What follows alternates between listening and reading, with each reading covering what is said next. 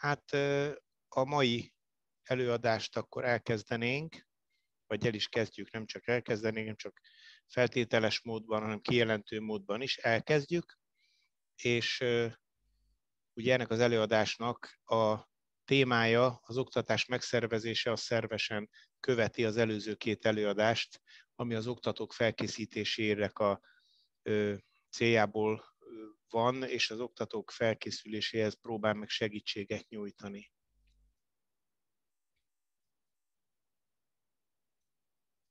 Készítettem hozzá egy prezentációt, remélem, hogy ez a prezentáció ez jól fogja mutatni, és jobban fogja alátámasztani egy kicsit azokat a kérdéseket, amik eddig elhangzottak a korábbi előadásokban, de talán fontos és lényeges egy kicsit jobban megvilágítani, és ezt a viszonylag egyszerű témakört arra használtam fel, hogy egy csomó ismétlés, egy csomó utólagos rendszerezés a módszertani kérdésekbe belekerülhessen.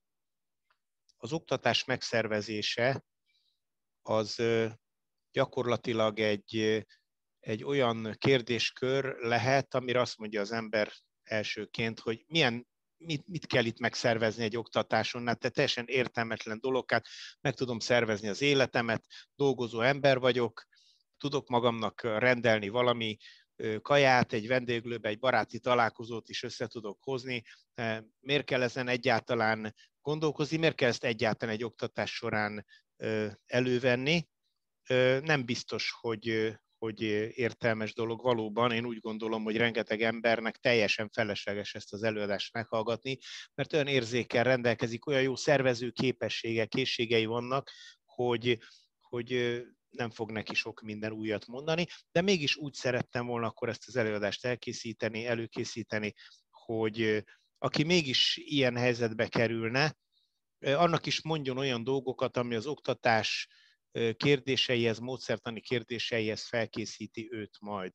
Próbáltam ezzel az előadással aztán én is abba az irányba haladni, amit mindig mondunk nektek, oktatóknak, hogy elképzelhető, hogy ül majd ott egy olyan ember, aki abban a kérdésben professzor, és annak is kell tudni valamilyen módon újat mondani, vagy egy olyan aspektusból megmutatni az egészet, hogy számára is érdekes legyen és követhető legyen, ne legyen unalmas az előadás. Hát nagyon kíváncsi vagyok egyébként, hogy ez hogyan sikerül, hiszen azt látva, hogy kik hallgatják ezt az előadást, úgy gondolom, hogy talán nektek olyan nagyon sok mindent egy szervezéssel kapcsolatos kérdéskör nem fog tudni nyújtani.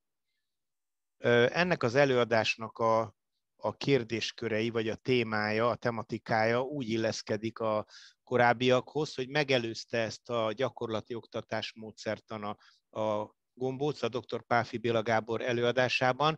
Azt követte az én előadás módszertan előadásom, és ez lesz most majd az oktatás megszervezése, és már nem található még meg, hanem a kommunikáció és a repülés pszichológiai aspektusai ilyen zoomos felvétel formájában még nem találhatók meg, más úton, módon azért vannak pszichológiai előadásaim, amik megtalálhatók a Madártollon, de ezek még majd újra meg lesznek tartva jövő héten, hétfőn, illetve szerdán, felvételre kerülnek, de az egyéb módszertani előadások, mint például az emberi tényező, arról van fönt egy zseniális előadása a Honti Adélnak, és vannak fönt előadások, amiből a szövetségünk képzőszervezetének a felépítését, működését, illetve a tematikának a felépítését meg lehet tudni.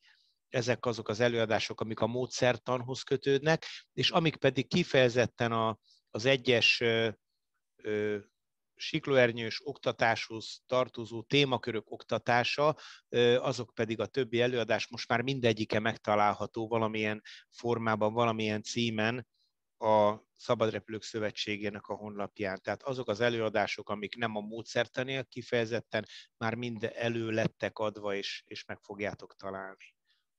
Kicsit talán más ez a sorrend most, mint amit a múltkori a Gombóc előadása elé, a nyitó előadás elé vetítettem, mert ezek most már tényleg azok az előadások, amilyen sorrendben és amilyen módon megtalálhatóak annak, aki az oktatóira fel akar készülni, és eljutott eddig a harmadik előadásig. De hát most az oktatás megszervezése lesz a téma, a mai előadásunknak a témája, és igyekszem olyan rövidre fogni, hogy megpróbálom betartani azt, amit súlykolok az oktatóknak, hogy nagyon sokkal több, mint 45-50 perc ne legyen egy előadás, mert nem lehet követni, el fogunk rajta aludni, vagy pedig valami olyan történik, amely egyébként a módszertani oktatásainkat pont fenékbe rúgja.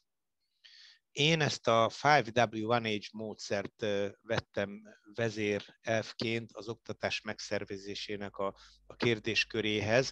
Ez egy szervezés elméleti módszer, annak idején még a szervezés elmélet dolgozta ki, ez az 5 angol, vagy a 6 angol kérdőszónak a kezdő betűjéből áll össze. Hát nem biztos, hogy valaki itt jól tud angolul, vagy mindenki annyira tud angolul, hogy ez azonnal beugrik neki, ezért én ezt nagyjából úgy próbáltam felvetíteni, hogy az egyik ilyen W-vel kezdődő angol kérdőszó a miért, ezt tesszük az oktatásunk, az oktatási folyamatunk végére, vagy ezt tesszük inkább az irányának. Ez az a kérdés, ami megmagyarázza számunkra akár, hogy a mai órát, bocsánat, a mai előadást miért tartjuk, vagy ezt a tanfolyamot miért tartjuk, vagy amikor kimegyünk egy magas startot éppen oktatásként gyakorolunk valakivel, az az egy darab start, annak éppen mi a célja, mindig ez a meghatározó, és ehhez kapcsolódik az összes további az oktatás megszervezéséhez kötődő kérdéskör. Azt mondta Seneca, hogy ha nem tudjuk azt, hogy melyik kikötőbe akarunk kikötni, akkor semmilyen szél sem fogja segíteni a hajónkat, és ez lebegjen a szemetek előtt, hogy valójában, ha én nem tudom pontosan a magam számára, és teljesen plastikusan a tanfolyamosom számára megfogalmazni azt, hogy ami most van, az annak mi a célja, miért van ez most, miért szükséges egy előadás, hogy erről beszéljünk, egy gyakorlat, hogy ezt csináljuk, ez miért fontos. Ha ezt nem tudom elmondani, akkor bele se kezdjek. Nincs értelme, mert akkor akármit próbálok összepakolni magam elé segítségként, nekem, ha nincs meghatározva a cél, akkor nem lesz semmi sem a segítségemre.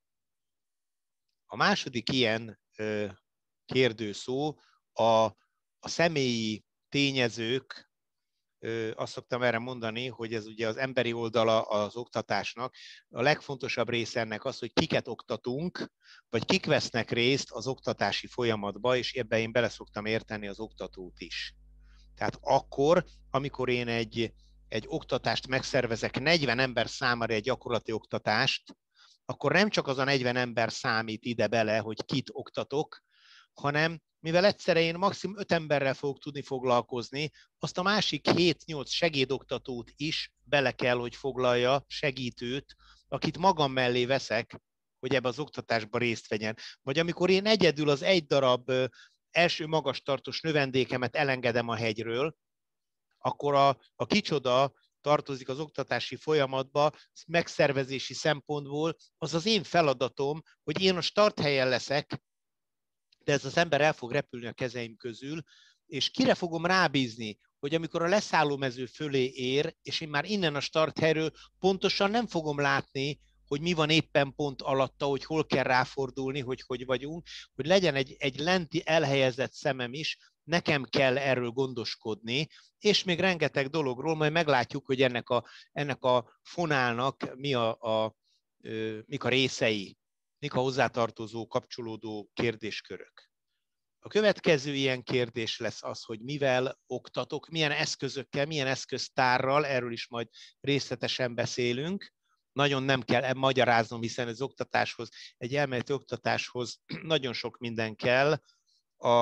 Az oktatott tananyag információhordozójától kezdve, akár még egy krétáig is, de majd fogunk erről később beszélni. Azután van még egy W, az, hogy hol történik a hely, a körülmények, amik meghatározóak, hogy mikor, ez a következő, az időtényező, és ez is nagyon sokoldalú tud lenni. És hát van egy H betű, mert az 5 V betűt ki használtuk, ez pedig a hogyan, az oktatás módszere, amiről az előző 2 előadásban nagyon sok mindent elmondtunk, de most is ki fogunk rá térni részletesen.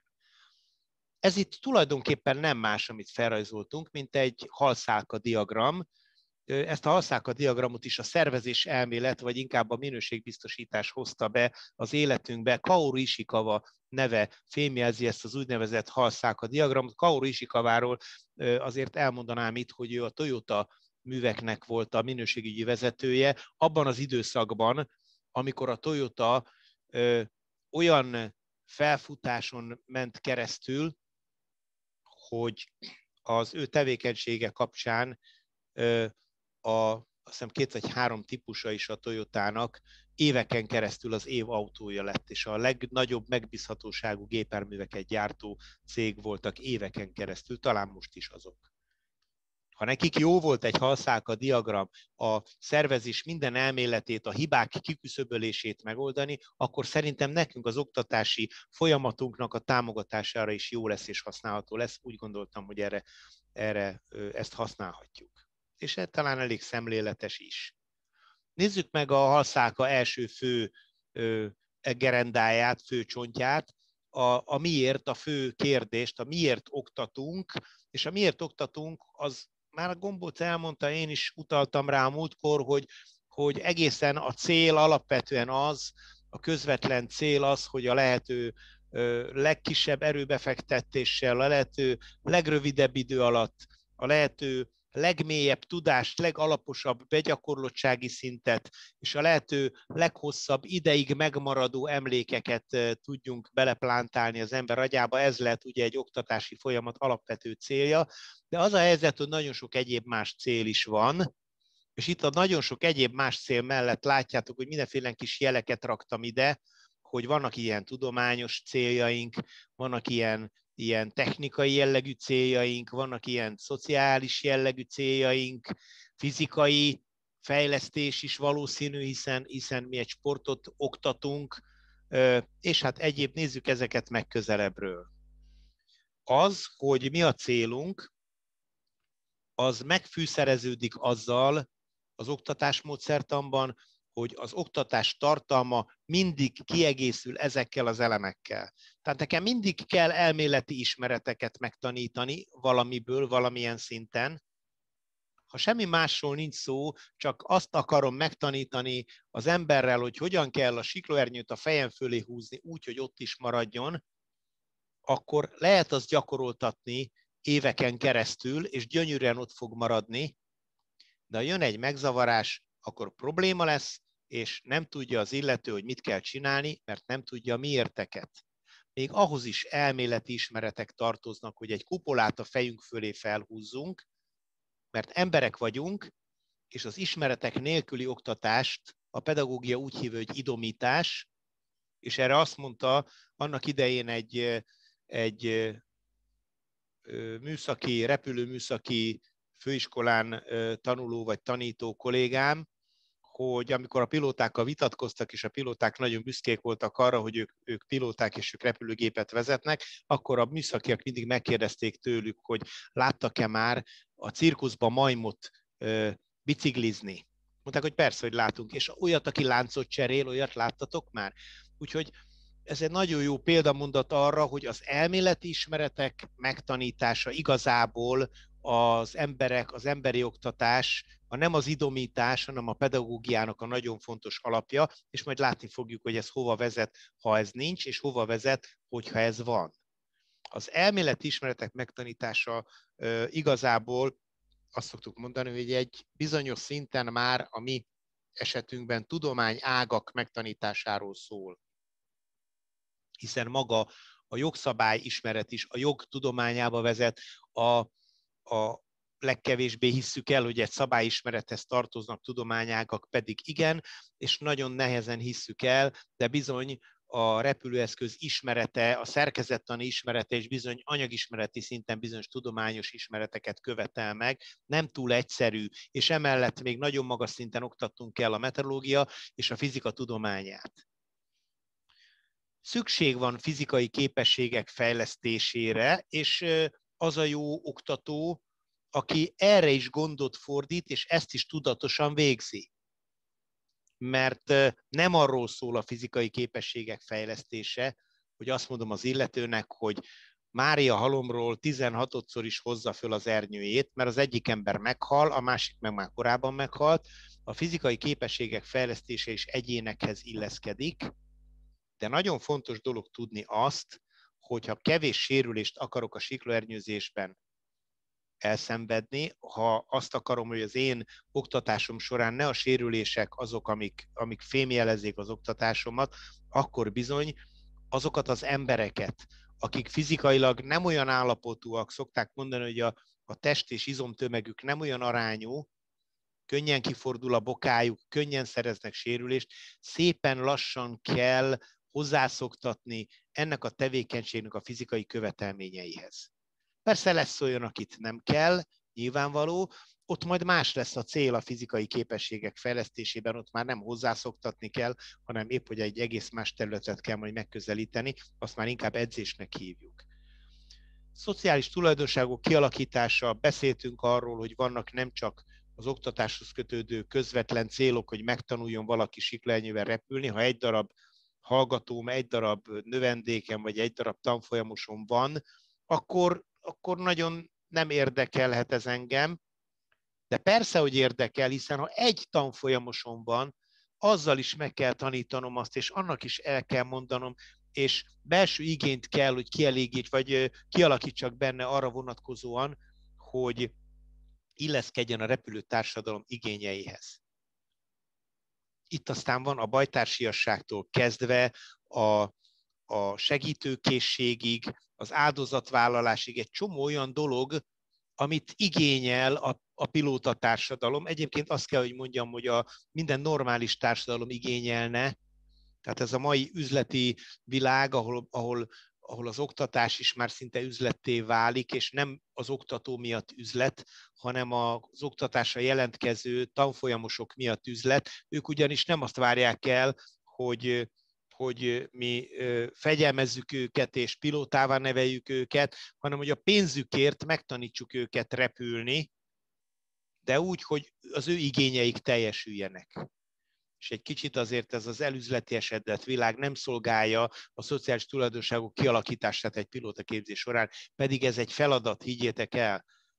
A politechnikai nevelés, ami ugye azt jelenti, hogy azért ernyőkkel, műszaki eszközökkel foglalkozunk, mentőernyőnk van, karabinereink vannak, nem lehet úgy egy pilótaképzést befejezni, én legalábbis nem szoktam úgy befejezni egy pilótaképzést, hogy az én tanfolyamosom, amikor pilóta lett, akkor ne tudja a saját mentőernyőjét behajtogatni jól.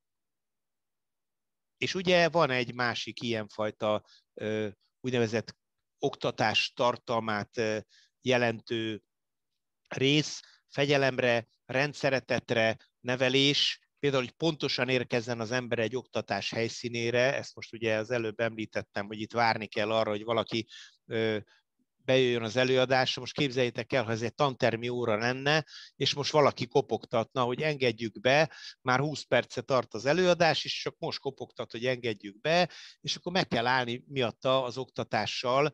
Ez egy tanteremben azért annyira nem megy. Itt a Zoom ezt megengedi egy kicsit, főleg azok után megengedi, hogy felvételre kerül, és majd ami eddig elhangzott, azt visszanézheti.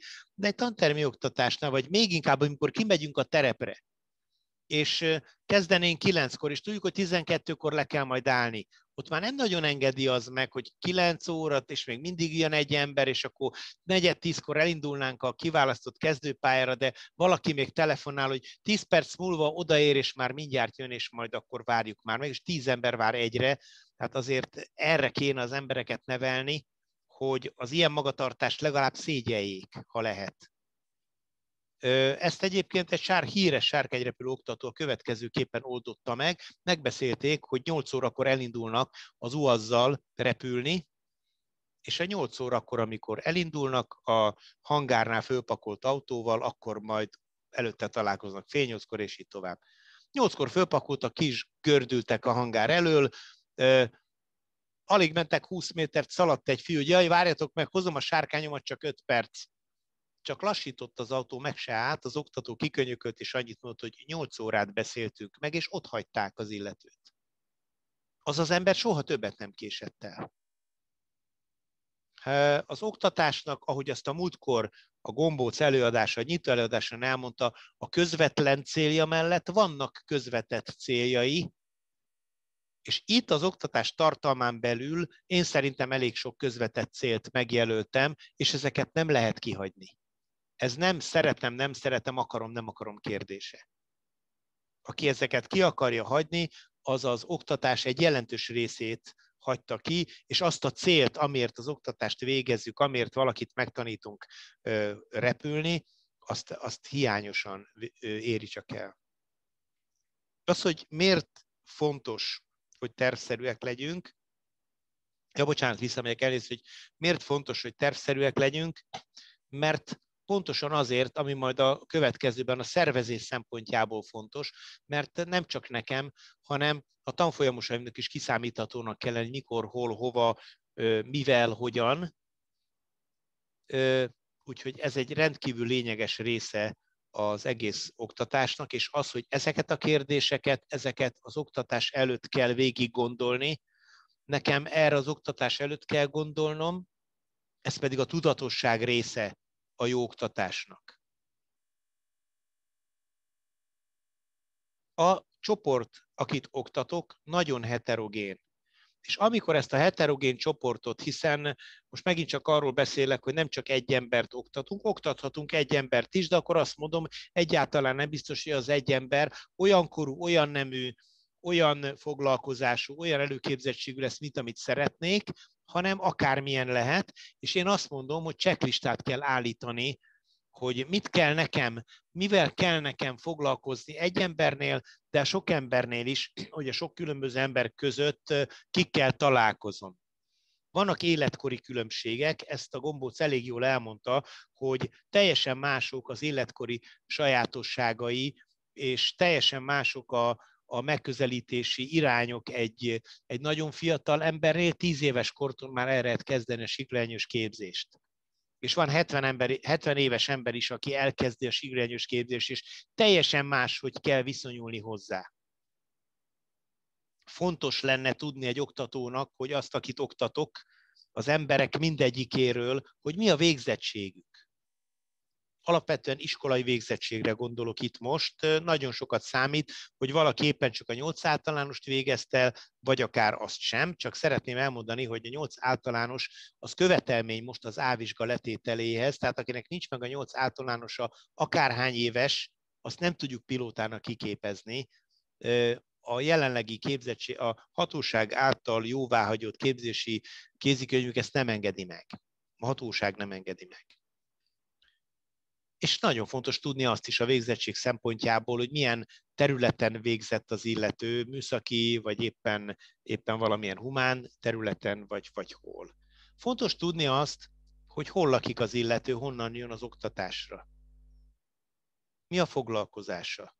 Ezek lényeges dolgok, mert hozzávezet ahhoz, hogy megismerjem azt, akit oktatok, és oda is elvezet, hogy amikor valamit csinálnom kell, egy túrát szervezek meg, vagy csak elmegyünk valahova vidékre egy oktatás céljából, akkor, hogy ki honnan érkezik, az a találkozási pont és az összerakás szempontjából rendkívül fontos.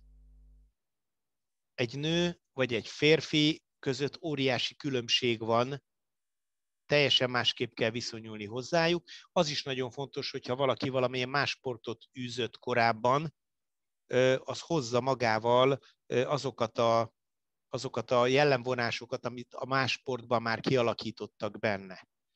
Én nem tudom, én most nem szeretek tévéműsorokkal példálozni, de én eléggé sokat nézem ezt az Exatlon nevű valamit, és hát ebbe vannak sportolók, és vannak nem sportolók, és ezek egymással versenyeznek, és a sportolók között különböző sportolóknál látom, hogy a csapat érdekében küzdenek, vagy egyénileg küzdenek. Nagyon meglepődtem, mert azt gondoltam, hogy egy csapatsportból jött ember, az csapat szellemben él, csapat szellemben gondolkozik, a csapat érdekében gondolkodik. Lemond a saját egyéni érdekéről a csapat érdekébe. És azt tapasztaltam érdekes módon, nagyon furcsa volt ezt most így megfigyelni, hogy a csapatsportból érkezett ember akkor, amikor a csapatért kellett küzdeni, rosszabb eredményeket ért el, mint amikor a kiesés ellen saját magáért küzdött.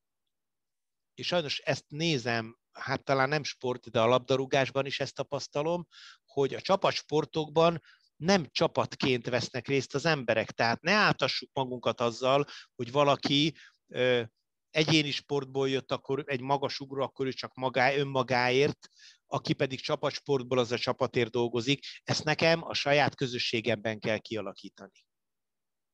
Az, hogy valakinek mik a szándékai a repülés során, hogyan viszonyul hozzá, az attitűdje milyen, erről majd a következő előadás utáni előadásom pszichológiából fogok tudni mutatni nektek tesztet, és én javaslom minden oktatónak, hogy használjatok teszteket, mert lényeges dolog az oktatás során megtudni, hogy kit milyen attitűd vezérel, vagy kinek milyen a személyisége például, mert az, ha én ezt tudom, akkor, vagy legalábbis jól meg tudom közelíteni, akkor sokkal jobban tudok hozzá viszonyulni, és sokkal inkább célt érnek azok a megjegyzéseim, vagy azok a feladatok, amiket éppen a tanfolyamosnak adok, amivel szeretnék eredményt elérni. Itt a checklista, tehát semmi más nem kell csinálni. Volt olyan ismerősöm, elment egy túrára, akkor ő begyűjtötte ezeket az adatokat, hát attitűd még nem ismerte az embert, akkor megkérdezte tőle, hogy neked milyen céljaid vannak ezzel a táborral, te miért jelentkeztél ide, mit szeretnél elérni, és már is volt egy fogódzó a kezébe, hiszen ezeket az embereket minél előbb meg kell ismerni, hogy minél előbb olyan helyzetbe kerüljek, hogy nem érhet meglepetés. Ez volt a nyíl első része, vagy most már a második.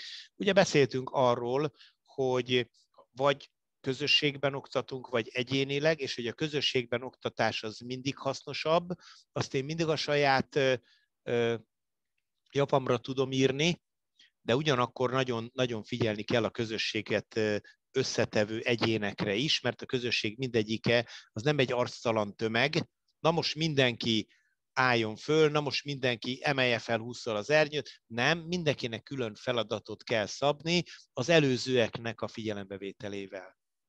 Tehát megint a checklista jön elő. Az eszközök, amit az oktatásban használok, szintén egy checklista. Amikor én elkezdek oktatni tanterembe, akkor azzal kezdem, hogy van-e valamilyen jegyzet vagy tankönyv, amit odadok. Amikor bemegyek a terembe, az mekkora? Van-e szellőzése? Le tudnak-e annyian ülni, ahányan fognak jönni majd? Körbe tudnak-e ülni asztalt, és arra rá tudják-e rakni a cuccaikat, vagy az ölükbe dolgoznak?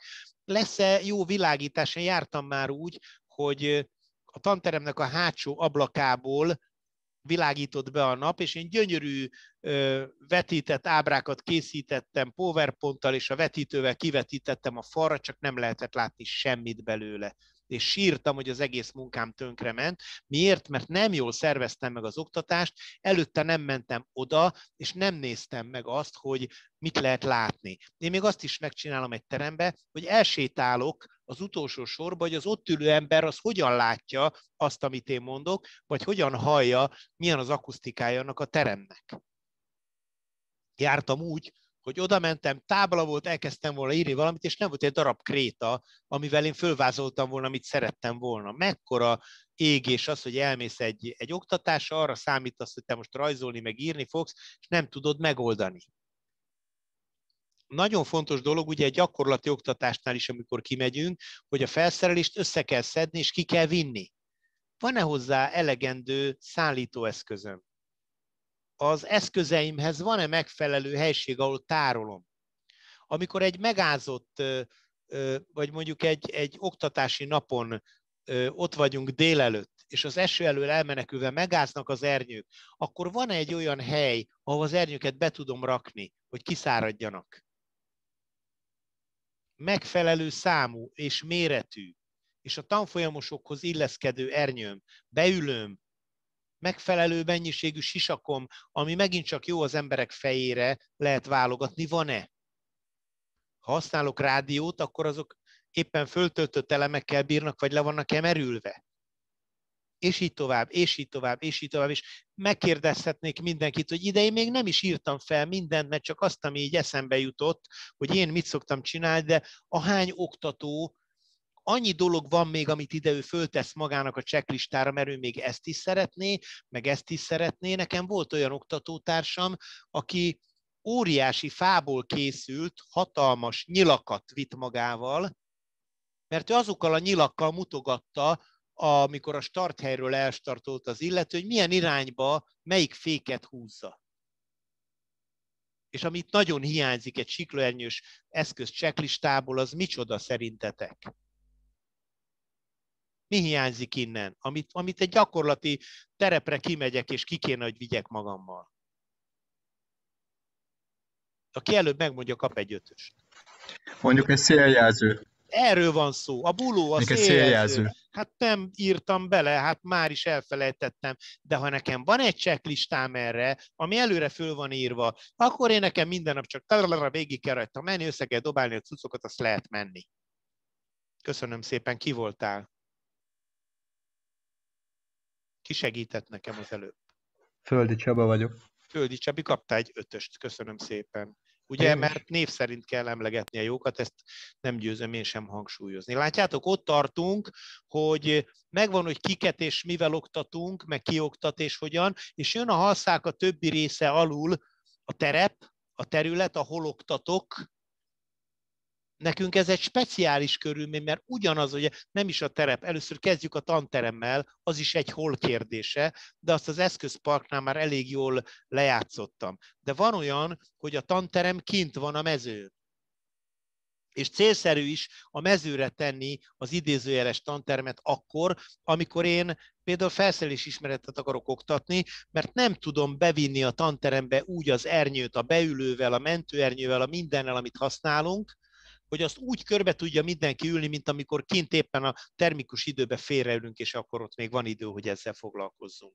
De maga a terep, az oktató terep, amit a tematika meg is határoz, hogy a nyitott, lejtős, turbulencia, stb. Területnek kell lenni, de azért a terepnek az, hogy hova megyek oktatni, nekem a fejemben van egy lista. Északi szélben ide, Pátyra megyek, a 9 fára megyek, ha északkeleti, és akkor amoda megyek, akkor nem megyek már sajnos a templomdombra, Csobánkára, mert azt most éppen a tulaj nem engedi. Tehát van egy lista a fejemben, már megint lista van, a starthely lista, hogy hova mehetek. Hál' Istennek most már van egy starthely bizottság, aki összeállította az engedélyezett starthelyek listát, és az elérhető, és én tudom, hogy hova fogok menni, hova válogatom azt, hogy hova megyek. De az adott terepnek az, hogy hova megyek, az is meghatározó, hogy milyen szél fúj, milyen irányú szél fúj, milyen napszak van, milyen évszak van. Ez mind-mind meghatározó. Tehát itt annyira sokszerű és annyira speciális a terep kiválasztásnak a körülményei, hogy itt már egy checklista nem elegendő, itt már az oktatónak rutin kell, hogy legyen, hogy ő nagyon sok terepnek a körülményeit ismerje.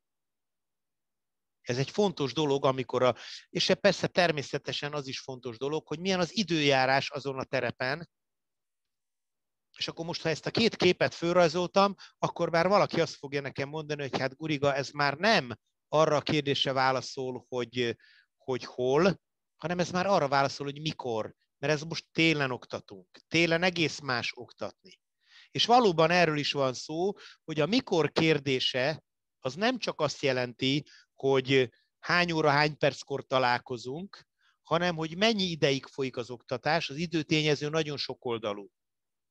Hogy milyen időközönként mekkora szüneteket iktatok be, hogy egy dolgozó ember csak szombat-vasárnap ér rá, és a másik 5 nap a szünet, akkor ezt a ciklikusságot hogyan építem fel, hiszen a felejtésgörben nem csak az elméletre, hanem a gyakorlatra is vonatkozik, a rutinból kiesünk, és a mikor kérdése megjelenik még a képzési utasításunkban is, hiszen azt mondja, hogy ha valaki XYZ ideig nem repült, akkor visszaminősül. A B-vizsgás A-vizsgásra, az A-vizsgás növendéké, a növendék meg focistává, nem tudom már hova lehet visszaminősülni. Ha előveszem a gombócnak ezt a rendszerszemléletű megközelítését az oktatásnak, akkor a személyi oldalra az, hogy ki És miért? A miért azért kerül a személyi körülmények közé, mert minden egyes embernek más és más célt kell kitűznöm arra a napra az oktatás során. A személyéhez kötődő célt kell nekem meghatározni. Nem tudok arc nélküli embereket oktatni, ott vége van az oktatásnak. A környezethez hozzátartozik, az előbb láttuk, az idő és a hely tényezője, és a tevékenységet meghatározza az, hogy mivel oktatok az eszközparkom, az ernyőtől egészen a legutolsó ceruzáig, és meghatározza az, hogy hogyan oktatok a módszertan, amiről most van szó. Ez mind ide tartozik. Hogyan oktatok? Eljutottunk idáig, az utolsó betűig. Hát egyrészt úgy oktatok, hogy betartom azokat az oktatás módszertani elveket, amiket megtanultam. Vagyis nagyon fontos dolog, hogy a fokozatosság elvét betartva oktatok. Nagyon fontos dolog az, hogy mindennek megvan a miértje, nem csak az én számomra, hogy miért ezt a gyakorlatot csináljuk, hanem ezt a tudatosságot, ezt meg kell világosítani a tanfolyamos számára is. Meg kell neki mondani, hogy ez most azért van, mert azért nem léphetünk tovább, mert te még ezt a hibát elköveted. És így tovább. És hogyha megvan a tudatosság, és mindenki érti, én is, meg ő is, hogy miért csináljuk, és miért, az nagyon fontos dolog, hogy ez le is képződjön a fejébe a tanfolyamosnak, hogy az, amit csinálni kell, azt érthetően el kell plastikusan neki magyarázni. Hogy miért kell azt ott megtolni, hogy miért kell oda alálépni, hogy mi történik, ha kilépek alóla, ez egy rendkívül fontos dolog. A szemléletesség, a szemléltetés, az, hogy mindent megpróbálok megmutatni, amit egy idézetben Disterweg mondott, hogy mindent ilyen képszerű ábrázolás útján próbáljunk meg megmutatni a hallgatóságnak, de ez ugye maga szemléltetése az oktatásnak, ez egy nagyon fontos kérdéskör, hiszen azt mondtuk, hogy a szemünkön keresztül jut a legtöbb információ be az agyunkba. Emberek vagyunk, ezt nem hagyhatjuk ki. És nagyon fontos dolog, figyelembe vennünk az ismétléseket, a visszacsatolásokat annak érdekében, nem csak az elméleti visszacsatolásról beszélek, hanem kimegyünk, és amit már tudott az illető, esetleg a ráhangolás szakaszába olyanokat gyakorol. Tudom, hogy tudja, csak a ráhangolás miatt visszamegyünk, visszacsatolunk. És már is rá fogok jönni, hogy 10 emberből 2, tudtam, hogy tudja, aztán rosszul tudtam, mert mégse tudja, mert közben valami összegabajodott nála. És hát persze különböző időjárási viszonyok között, gyenge szélbe, erős szélbe, most egy ilyen ernyővel, most egy olyan ernyővel, most lehetőség szerint nem én oktatom, és nem én magyarázom el nekem, hanem egy másik oktató, mert az egy másik aspektusból mondja el, a változatosság, mint nagyon fontos része a hatékony oktatásnak, ez egy rendkívül fontos kérdés. És természetesen a didaktikai alapelv, a 10 didaktikai alapelv, ugye nézzük meg, hogy amikor én azt mondom, hogy az oktatottak és a valóság között kapcsolatot kell teremteni, akkor én ezt úgy oktattam például, hogy megfogtam a felhajtóerő bemutatására egy hajszárítót, és azzal elkezdtem fújni a levegőt, és ott pörgettem a labdát a hajszárítón, és megmutattam, hogy tényleg ott van, látjátok?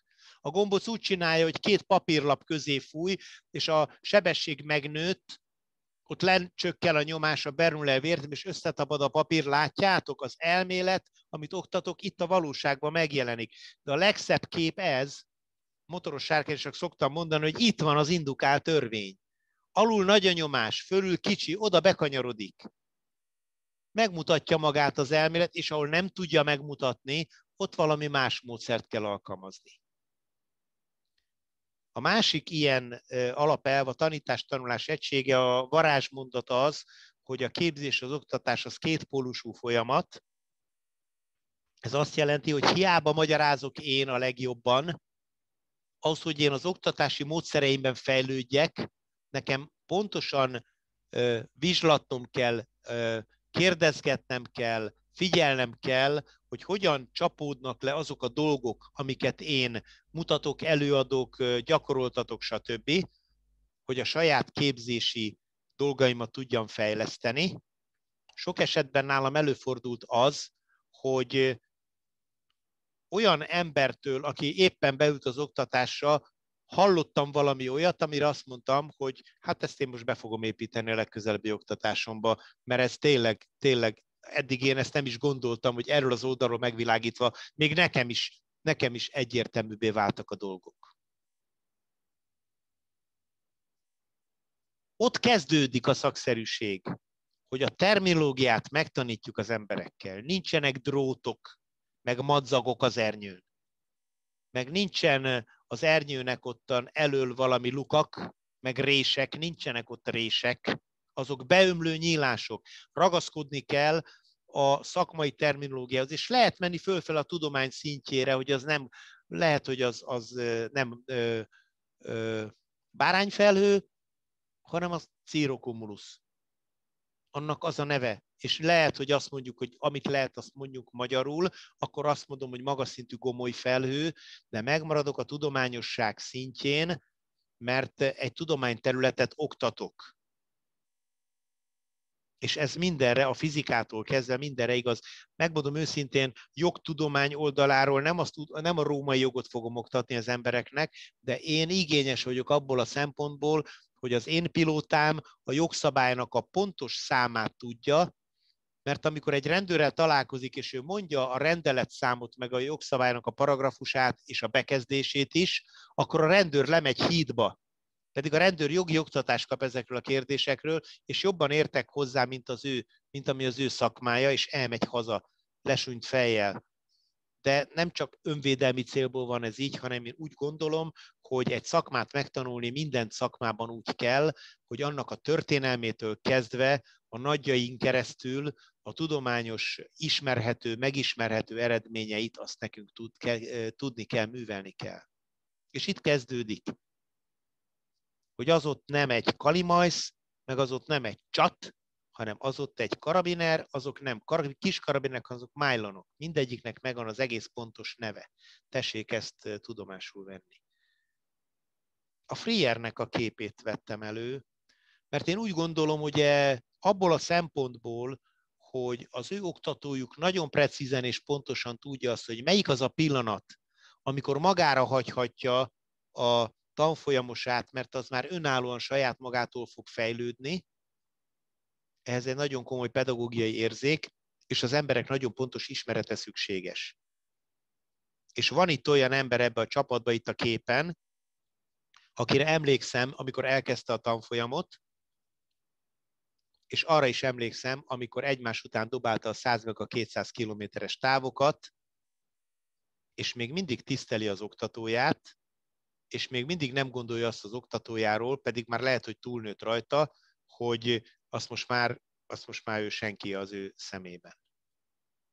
Ezt javaslom, vagy ezt kívánom minden oktatónak, mindannyiótoknak, hogy olyan legyen a növendéketek, hogy a tanítvány szárnyalja túl a mesterét, és amikor már túlszárnyal titeket, akkor is büszke legyen rátok, és akkor is büszkén mondja, hogy az én oktatóm ez meg ez az ember volt.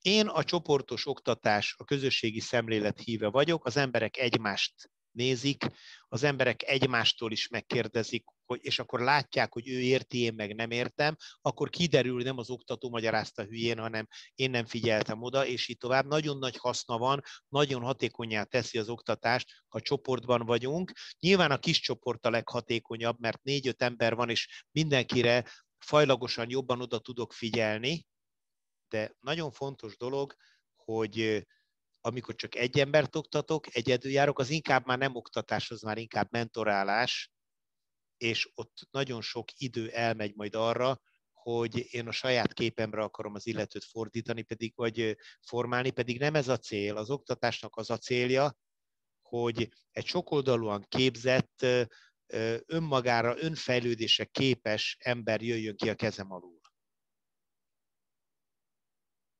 Az, hogy az oktatottak fejlettségéhez alkalmazkodjunk, óriási segítséget ad nekünk a növendéknapló, mert a növendéknaplóban benne vannak a gyakorlatok, és benne van az, hogy ez az ember éppen hol tartott, miket végeztem már el vele, milyen hibákat követett el, és ezért tudom, hogy még őt ebben a gyakorlatban ismételni kell.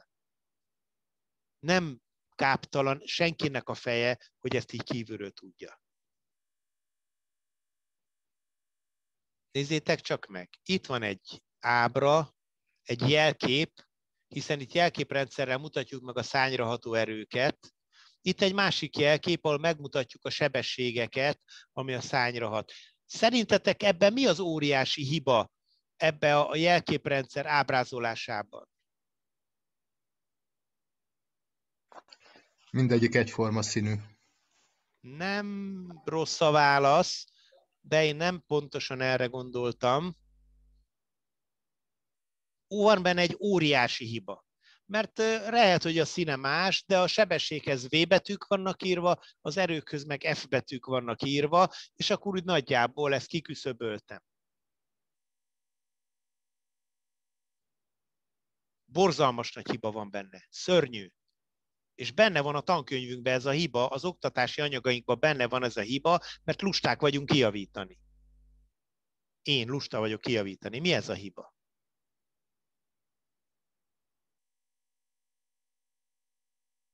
Merre repül a baloldali ernyő?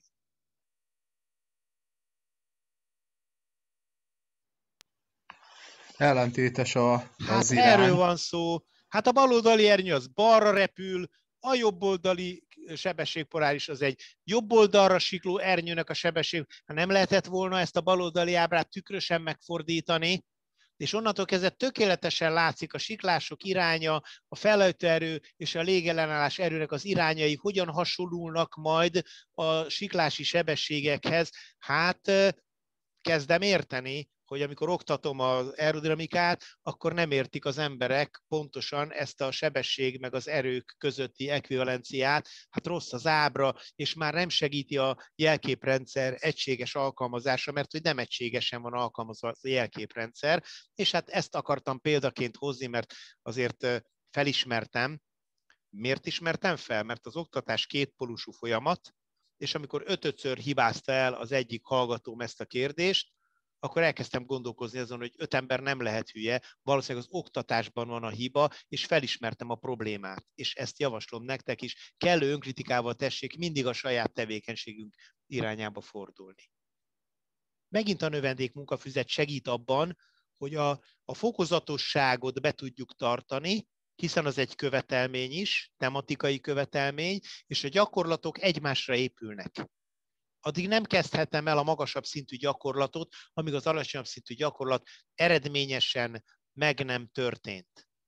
És ami nagyon fontos dolog, hogy az ismeretek tartósága úgy épül fel, hogyha nem idomítunk valakit, hogy először ismereteket közülünk arról, hogy kell egy ernyőt felhúzni és alámozogni, aztán gyakoroltatjuk, és egy bizonyos jártasságszint alakul ki, és már most megmondom, hogy az emberi pedagógiai tudomány jelenlegi állása szerint az a fajta készség, hogy automatikusan mozdulok az ernyő alá, amikor az ernyő kimozdul a fejem fölül, az a készség nem tud kialakulni, ha nem alapozza, nem előzi meg ismeretnyújtás.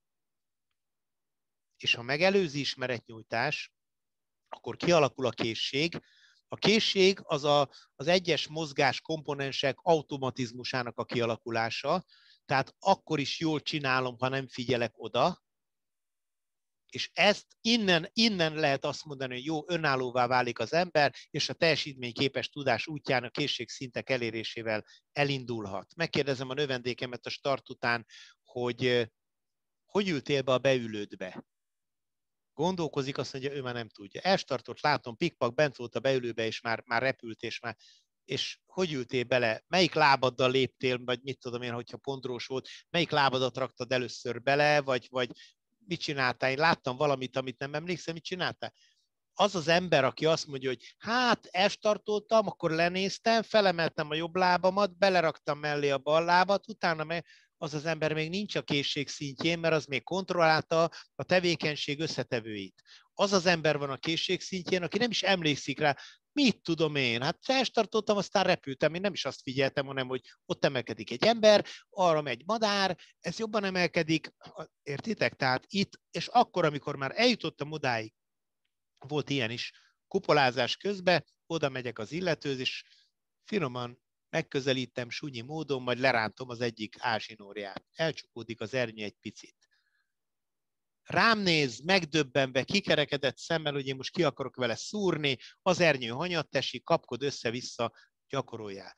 De az az ember, aki mikor én megrántottam neki, akkor a rámnézés közben automatikusan látom, hogy alámozdult az ernyőnek, és megoldotta a kérdést, annál nyugodt vagyok, mert alakulnak ki benne azok a készségek, amitől majd elindulhat a teljesítményképes tudás az önfejlődés útján, és a felejtés görbe akkor laposodni fog. Régen egy darab képzőszervezet volt, és minden oktató találkozott évente, és megbeszéltük a képzésnek a kérdéskörét, a problémáit. Ma a holdban van az, hogy Magyarországon síkleellenőrzésben egységes nevelőközösség alakulhasson ki.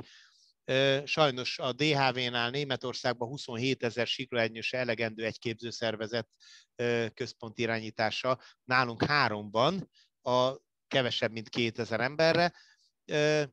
Nagyon nehéz ezt így, úgyhogy itt annyit tudunk tenni, hogy egy képzőszervezeten belül próbálunk meg létrehozni egy azonos nyelven beszélő nevelőközösséget, de hát sajnos az internet, ahol lehet árt, és ezt megpróbálja tönkretenni. Én nagyon fontosnak tartom azt, hogy aki oktatónak érzi magát, az érezze magát a nevelőközösség, az oktatói közösség részének, és legyen szíves az interneten, ne fröccsögjön a másik oktatóról a saját véleményét, ami különbözik a szervezet véleményétől. Ha különbözik a szervezet véleményétől az oktató véleménye, van mód rá, hogy felemelje a telefont, van mód rá, hogy az éves oktatói továbbképzésen fölálljon, és a legszigorúbb kritikával, a legszélsőségesebb stílusban megteheti. De rombolni a saját képző szervezetünknek a hatékonyságát, az nem egy oktatói magatartás, sőt az oktatóhoz nem egy méltó magatartás. Hát ez a 10 didaktikai alapelv, ez az a módszer, ami a hogyan kérdésre válaszol, hogyan oktassunk, ilyen módszerekkel oktassunk, ilyen módszereket alkalmazunk az oktatásunk során. Ez az a szervezet elméleti segítség, mankó nekünk az 5V1H, ami ha valaki nem tud angolul, akkor nevezze ezt Kimi Homi Hominak a magyar kezdőbetűkkel, a kicsoda, a mivel, a hol, a mikor, a hogyan és a miért kezdőbetűkkel, de jegyezzétek meg, mert hogyha valaki tudja ezt a 7 halszálka elemet, és megvannak hozzá a checklistái, akkor nem lesz az, hogy kimentem a kezdőpályára, és otthon felejtettem mondjuk valamit. Elfelejtettem feltölteni vagy elfelejtettem friss elemeket tenni a rádióba, mint tudom én, a mobiltelefonom otthon maradt, nem tudom. Tehát ez egy nagyon hasznos szerszám, én mindenkinek javaslom, hogy alkalmazza, és hát itt az én nyerőcsapatom. Tudjátok, hogy ez miért nyerőcsapat? Nem várom a választ, mert pont 21-en vannak a képen.